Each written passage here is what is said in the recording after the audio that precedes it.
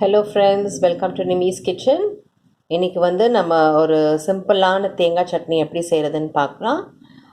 தேங்காய் சட்னி வந்து நிறைய டிஃப்ரெண்ட் கைண்ட்ஸில் நம்ம செய்யலாம். இது வந்து அப்படியே பச்சையாக அரைக்கிறது. இதுக்கு வந்து நான் வந்து ஒரு 6 டீஸ்பூன்ஸ் ஆஃப் தேங்காய் எடுத்திருக்கேன்.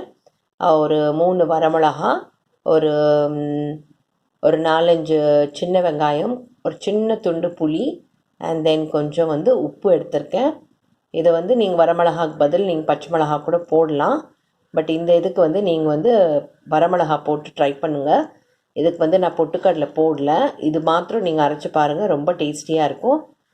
ஃபஸ்ட்டு வந்து இந்த வரமிளகா வந்து நம்ம மிக்சர் ஜாரில் சின்ன குட்டி மிக்சி ஜாரில் நம்ம போட்டுட்டு நல்லா அதை ஃபஸ்ட்டு அரைச்சிருங்க. அதுக்கப்புறம் தேங்காய் மற்ற இதெல்லாம் நம்ம போட்டுக்கலாம். அதில் போட்டுட்டு கொஞ்சம் தண்ணி ஊற்றிட்டு நல்லா சாஃப்டாக அரைச்சிடணும். அரைச்சதுக்கப்புறம் நம்ம அதை தாளிக்கலாம். இப்போ வந்து சட்னி தாளிச்சிடலாம். கொஞ்சமாக எண்ணெய் ஊற்றலாம்.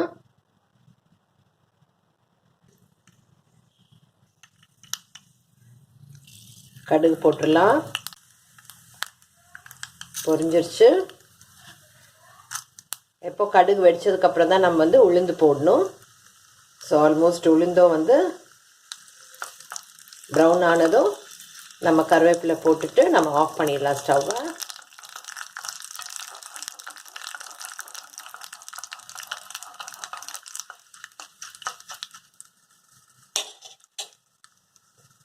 ஆஃப் பண்ணிடலாம் கூட ஸ்டவ்வை.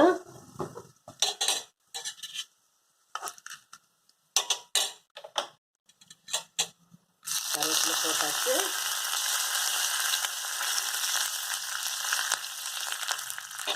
இது வந்து இப்போ சட்னியில் ஊற்றிடலாம்.